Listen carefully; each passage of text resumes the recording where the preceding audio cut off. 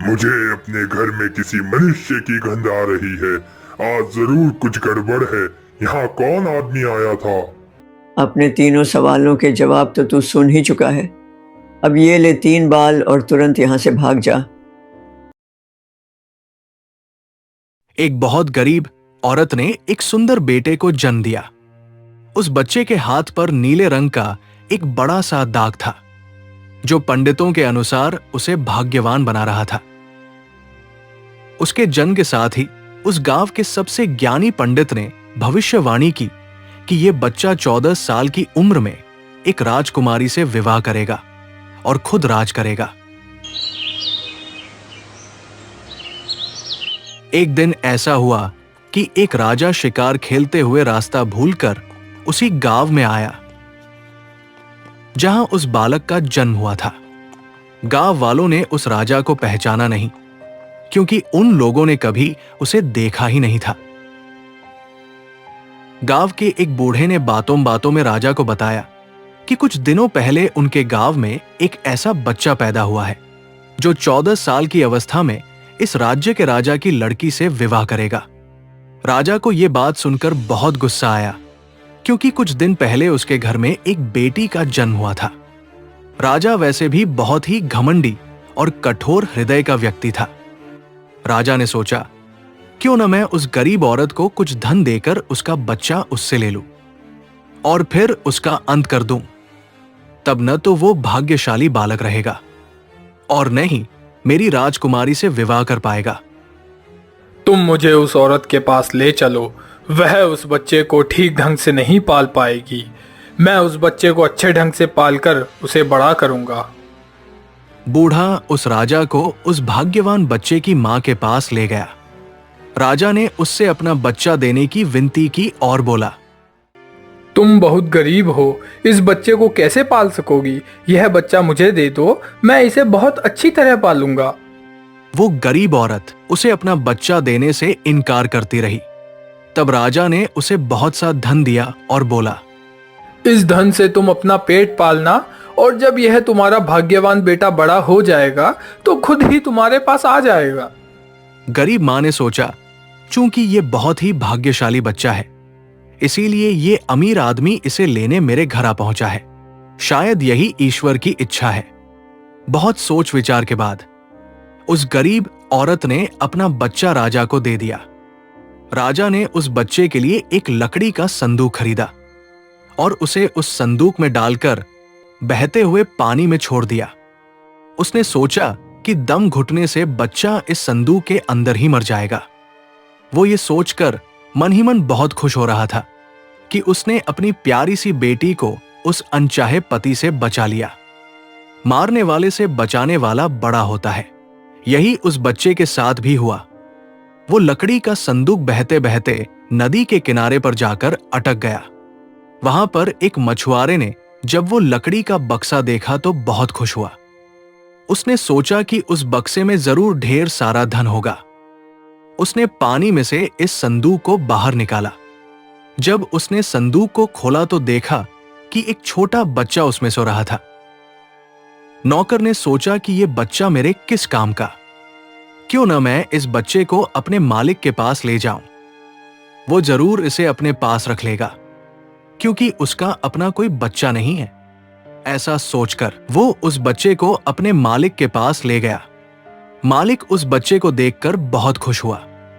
उसने सोचा कि शायद ईश्वर ने उसकी पत्नी की प्रार्थना सुन ली और इस बच्चे को उसके पास भेज दिया। उन दोनों पति पत्नी ने बड़े प्यार और लगन से उस बच्चे को पालना शुरू किया। जैसे जैसे वो बच्चा बड़ा होता गया, उसके चेहरे पर तेज आता गया। उसे कोई भी देखता तो देखता ही रह जाता। एक दिन एक घटना ऐसी घटी जिसने उस बच्चे के जन्म के समय की भविष्यवाणी को सच्चा सिद्ध कर दिया। राजा किसी काम से उसी रास्ते से बाहर जा रहा था जिस रास्ते पर मछुआरे के मालिक का घर था। रास्ते में अचानक बहुत बड़ा तूफान आ गया तो राजा को उसी घर में रुकना पड़ा। राजा ने उस सुंदर युवक को देखा तो उस मालिक से पूछा, क्या यह बेटा तुम्हारा है? यह तो बहुत ही सुंदर है। यह मेरा बेटा ही है, क्योंकि हमने ही इसे पाल पोस कर बड़ा किया है। आज से करीब 14 साल पहले यह बच्चा हमें एक लकड़ी के संदूक में मिला था। राजा को पुरानी बातें एकदम ताजा हो गई। उसकी बात सुनकर राजा को बहुत आश्चर्य हुआ कि वो बच्चा, जिसे वो अब तक मरा हुआ समझ रहा था, अभी तक जिंदा है। उसने उस लड़के को खत्म करने की तरकीब फिर सोची। क्या आप इस लड़के को मेरा एक काम करने की आज्ञा दे सकते हैं? मैं रानी के पास एक पत्र भिजवाना चाहता हूँ। यह पत्र बहुत ही जरूरी है। मैं इस काम के लिए इसे सोने के 2 सिक्के दूंगा। लड़के ने फौरन हाँ कर दी। राजा ने झट से अपनी रानी को एक पत्र लिखा। जैसे ही यह लड़का तुम्हारे पास मेरा यह पत्र लेकर पहुंचे, तुम इसे मरवा देना और महल से दूर दफना भी देना। यह सब कुछ मेरे वापस आने से पहले हो जाना चाहिए। इतना लिखने के बाद उसने मुहरबंद वो पत्र उस लड़के को दे दिया। लड़का उस पत्र को लेकर राजमहल की ओर चल दिया। वो आज तक अपने घर से कहीं बहुत दूर नहीं गया था। आता राजमहल का रास्ता नहीं ढूंढ सका और जंगल में ही भटकने लगा। शाम ढल चुकी थी। तभी अंधेरे में उसे दूर से रोशनी आती दिखाई दी। वो दौड़कर उस रोशनी की तरफ गया तो देखा कि वहां पर एक छोटा सा कच्चा घर था। उस घर में कोई दरवाजा नहीं था। जब वो उस घर में घुसा तो उसने देखा कि एक बूढ़ी औरत आग जलाए बिल्कुल अकेली बैठी है। बेटा, तू कहाँ से आ रहा है और तुझे कहाँ जाना है?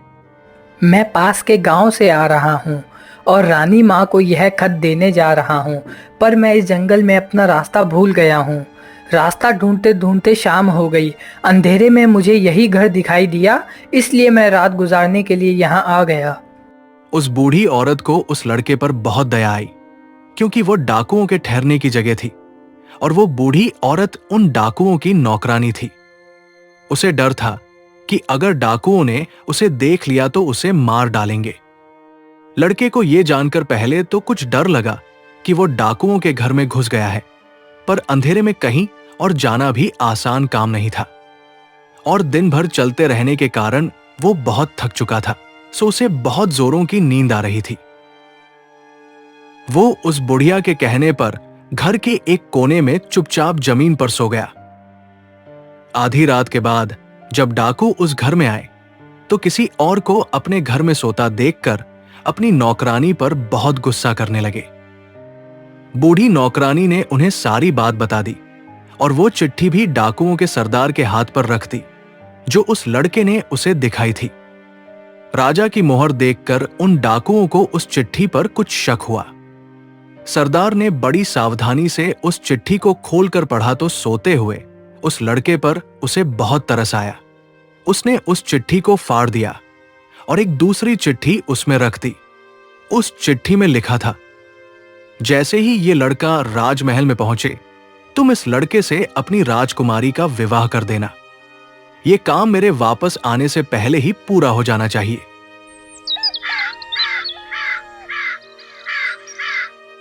सुबह होते ही वो लड़का राजमहल की ओर चल पड़ा। राजमहल पहुंचकर उसने वो खत रानी मां तक पहुंचा दिया। रानी ने जब खत पढ़ा तो उसे बड़ा आश्चर्य हुआ कि राजा ने ये कैसी आज्ञा दी है। एक अनजान लड़के से वो अपनी राजकुमारी का विवाह कर दे। खत पर राजा की मोहर लगी हुई थी। आता ये कोई धोखा भी नहीं हो सकता।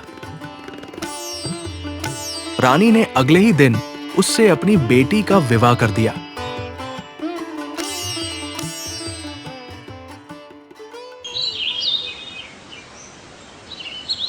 लड़का राजकुमारी के साथ सुख से उस महल में ही रहने लगा। कुछ महीनों बाद राजा वापस अपने राजमहल में आया तो उस लड़के के बारे में जानने के लिए बहुत उत्सुक था। पर उसे जब यह पता लगा कि रानी ने राजकुमारी का विवाह उसी लड़के से करवा दिया है तो उसे बहुत गुस्सा आया। जिस बात को वो नहीं होने देना चाहता था उसकी पत्नी ने वैसा ही कर दिया। उसने अपनी पत्नी से वो खत मांगा। राजा ने उसमें उस लड़के से राजकुमारी के विवाह की बात लिखी देखकर हतप्रभ रह गया। उसे लड़के पर शक हुआ कि वो पढ़ा लिखा है, जरूर रास्ते में खत बदल दिया होगा। उसने लड़के को अपने पास बुलवाया और उसे सच्चाई बताने की आज्ञा दी। लड़का बोला, हे राजन, मुझे कुछ नहीं पता कि इस खत में आपने क्या लिखा था, क्योंकि मैं इसे ऐसे ही लेकर आ गया। हाँ, जंगल में मैंने एक पुराने घर में रात जरूर गुजारी थी, क्योंकि मैं राजमहल का रास्ता नहीं ढूंढ पाया था और जंगल में भटक गया था। राजा को उस लड़के की बात पर विश्वास नहीं हुआ। वैसे भी राजा को उस लड़के से बहुत नफरत थी। वो नहीं चाहता था कि उसकी बेटी से शादी करने के बाद वो इस राज्य का राजा बने।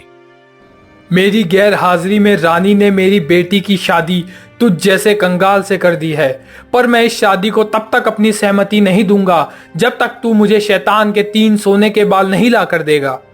जब तू ये 3 सोने के बाल मुझे देगा, तभी सही मायने में उसका पति बन पाएगा। राजा ने ऐसी असंभव शर्त इसलिए रखी थी कि 3 सोने के बाल ढूंढते ढूंढते ही ये लड़का कहीं मर खप जाएगा। इस प्रकार उसे इस लड़के से अपने आप छुटकारा मिल जाएगा। अब लड़के के आगे राजा की आज्ञा का पालन करने के अलावा कोई और रास्ता नहीं था, क्योंकि अगर वो राजा की आज्ञा का उल्लंघन करेगा तो भी राजा उसे मरवा देगा। इससे अच्छा है कि बाहर जाकर ढूंढने पर शायद वो 3 सोने के बाल लाने में सफल हो जाए। वो अगले दिन सवेरे ही शैतान के सोने के बाल ढूंढने निकल पड़ा। चलते चलते वो एक बड़े शहर में पहुंचा।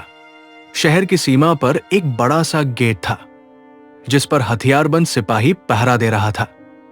सिपाही ने उस लड़के से पूछा, यहाँ तुम्हारा क्या काम है? क्या तुम कुछ समझते और जानते हो? मैं सब कुछ समझता और जानता हूँ। अगर तुम सब कुछ जानते हो तो हम पर भी एक मेहरबानी करो। हमें भी बताओ कि शहर की सीमा पर यह जो कुआं है, पहले इससे मीठा पानी निकलता था, पर अब इसमें पानी ही नहीं है। यह सूख गया है, क्यों? अभी तुम थोड़ा सब्र करो, जब मैं अपना काम खत्म करके वापस आऊंगा तो तुम्हें बताऊंगा। इतना कहकर वो आगे बढ़ गया। थोड़ी दूर जाने के बाद उसे फिर एक आदमी मिलता है। अगर तुम सब कुछ समझते और जानते हो तो कृपा करके मुझे इतना बताओ कि इस शहर की सीमा पर जो सेब का पेड़ लगा है, उसमें पहले सोने के सेब लगते थे, पर अब यह पूरी तरह सूख गया है। अब इसमें पत्तियां भी नहीं लगती। ऐसा क्यों? थोड़ा इंतजार करो, अपना काम पूरा करके आने पर मैं इसका जवाब तुम्हें जरूर बताऊंगा। इतना कहकर वो आगे चल दिया और चलते चलते तीसरे शहर की सीमा पर पहुंचा तो वहां पर एक बड़ी सी नदी थी, जिसमें एक छोटी सी नाव थी और एक नाविक उस पर बैठा था। नाविक ने उससे पूछा, तुम यहाँ क्यों आए हो और यहाँ के बारे में क्या समझते और जानते हो? मैं सब कुछ जानता हूँ। अगर तुम सब कुछ समझते और जानते हो तो कृपा करके मुझे बताओ कि आने जाने के इस काम से मुझे छुटकारा कैसे मिलेगा। इस सवाल का जवाब मेरे वापस आने पर तुम्हें जरूर मिलेगा, पर पहले तुम मुझे नदी पार करवाओ। नाविक ने उसे अपनी नाव पर बैठाकर दूसरे किनारे पर छोड़ दिया। जैसे ही वो थोड़ी दूर चला, उसे एक झोपड़ी दिखाई पड़ी और वो उसके अंदर चला गया। जैसे ही उसने उस घर में प्रवेश किया तो वहां बैठी बूढ़ी औरत ने उससे पूछा, अरे बच्चे, तू कौन है और यहाँ पर क्यों आया है? तुझे पता नहीं कि यहाँ पर शैतान रहता है? मैं ठीक जगह पर आ गया हूँ। अब तुम मेरी सहायता करो। मुझे शैतान के सिर के 3 सोने के बाल चाहिए, नहीं तो मुझे मेरी पत्नी वापस नहीं मिल पाएगी। बेटा, यह तो तेरी बहुत बड़ी मांग है। इसे पूरा करना इतना आसान नहीं है। जब राक्षस घर वापस आकर तुझे यहाँ देखेगा तो कच्चा ही चबा जाएगा, इसलिए मुझे ही तेरी रक्षा करनी पड़ेगी। बूढ़ी माँ, मुझे आपसे 3 सवालों के जवाब भी पूछने हैं। पहला सवाल है, एक कुआं जिसमें से पहले शरबत की तरह मीठा पानी निकलता था, आजकल क्यों सूख गया है? दूसरा सवाल है कि एक सेब का पेड़ जिस पर पहले सोने के सेब लगते थे, अब उस पर पत्ते भी नहीं लगते, वह पेड़ क्यों सूख गया है? तीसरा सवाल है कि एक नाविक को क्यों हमेशा इधर से उधर जाना पड़ता है, उसे इससे छुटकारा क्यों नहीं मिलता? ये तीनों बड़े कठिन सवाल हैं। इन सवालों के जवाब भी हमें राक्षस से ही मिल सकते हैं। मैं तेरे लिए यह कोशिश भी जरूर करूंगी, पर अब तू चुपचाप छुप जा, नहीं तो जिंदा नहीं बच सकता। शाम को राक्षस घर पहुंचा। अंदर घुसते ही उसने शोर मचाना शुरू कर दिया। मुझे अपने घर में किसी मनुष्य की गंध आ रही है। आज जरूर कुछ गड़बड़ है। यहाँ कौन आदमी आया था? अभी कुछ देर पहले ही तो मैंने पूरा घर साफ किया है। मुझे तो यहाँ कोई मनुष्य नहीं दिखाई दिया। लगता है तेरी नाक में ही मानसगंध घुस गई है। चुपचाप सो जा। वो चुपचाप वही जमीन पर लेट गया। लेटते ही उसे नींद आ गई। उसकी धाय माँ भी आज उसके पास ही लेट गई, क्योंकि आज उसे उस राक्षस के बालों से उसके सोने के 3 बाल तोड़ने थे। जब राक्षस नींद में जोर जोर से खराटे लेने लगा तो धाय माँ ने उसके सिर से सोने का एक बाल उखाड़ लिया। अरे माँ, तू यह क्या कर रही है? मेरे बाल क्यों खींच रही है? बेटा, मैंने अभी भयंकर सपना देखा तो डर के मारे तेरे बाल पकड़ लिए। ऐसा कौन सा सपना था जिससे तू इतना डर गई? मैंने सपने में देखा कि बाजार वाला कुआं जिससे शरबत निकलता था अब सूखा पड़ा है। इसमें किसका कसूर है? इसे सिवाय मेरे कोई नहीं जानता।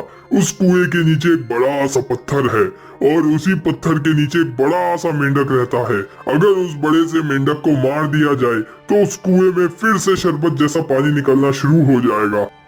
इतना कहकर राक्षस फिर से सो गया।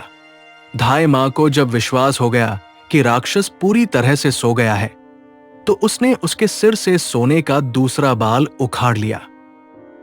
अरे माँ, तू यह क्या कर रही है? बेटा, बुरा मत मान।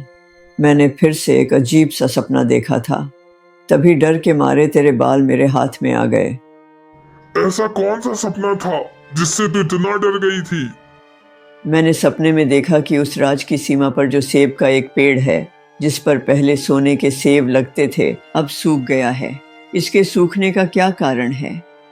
इस पेड़ की जड़ में एक चूहा रहता है जो इसकी जड़ों को काटता रहता है। अगर उस चूहे को मार दिया जाए तो वह पेड़ फिर से सोने के सेब देने लगेगा।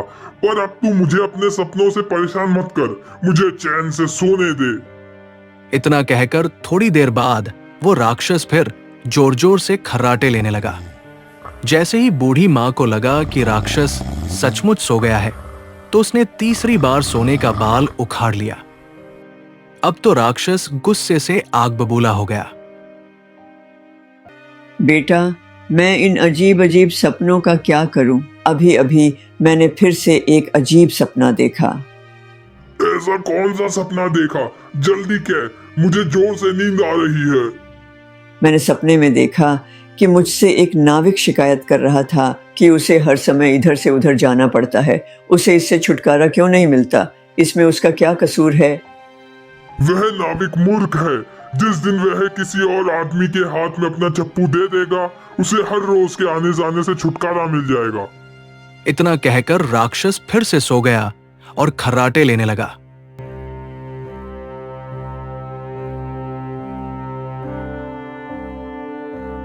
अपने तीनों सवालों के जवाब तो तू सुन ही चुका है। अब ये ले 3 बाल और तुरंत यहां से भाग जा। लड़के ने दिल से उसको धन्यवाद दिया और अपने ससुर के राज्य की ओर चल पड़ा।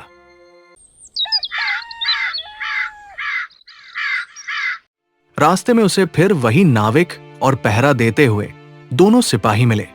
नाविक ने जब उसे दूसरी ओर उतारा तो वो लड़का बोला, तुम अपना यह चप्पू किसी और के हाथ में दे देना, तभी तुम्हें इस रोज रोज के आने जाने से छुटकारा मिल जाएगा। जब सिपाही को उसने उसके प्रश्न का उत्तर बताया तो उसने बहुत सा धन एक गधे पर लाद कर उस लड़के को इनाम के रूप में दिया। वो उस धन से लदे हुए गधे को लेकर जब पहले सिपाही के पास पहुंचा तो उसे भी उसके प्रश्न का उत्तर बताया। उस सिपाही ने भी बहुत सा धन एक गधे पर लाद कर उसको इनाम दिया। अब वो सोने के 3 बाल और 2 गधों पर ढेर सारा धन लेकर अपने ससुर के पास पहुंचा तो उसे देखकर राजा हैरान रह गया। तुम्हें यह इतना ढेर सारा धन कहाँ से मिला? मैं नदी के उस पार गया था, वहां मुझे बहुत सारा धन मिला। उसमें से कुछ धन मैं अपने साथ ले आया। क्या मैं भी नदी के उस पार से तुम्हारी तरह कुछ धन ला सकता हूँ? क्यों नहीं, उस नदी में नाव पर एक नाविक बैठा है जो अपनी नाव से आपको उस पार ले जाएगा, पर आप उसका चप्पू उससे लेकर नाव को खुद चलाएंगे तो नदी की दूसरी ओर पहुंचकर ढेर सारा धन ले आएंगे। लालची राजा इतना सुनकर नाविक के पास चला गया। अब उस नाविक को रोज के आने जाने से छुटकारा मिल गया और राजा को उस नाविक की जगह हर समय नाव पर इधर से उधर जाने की सजा मिली।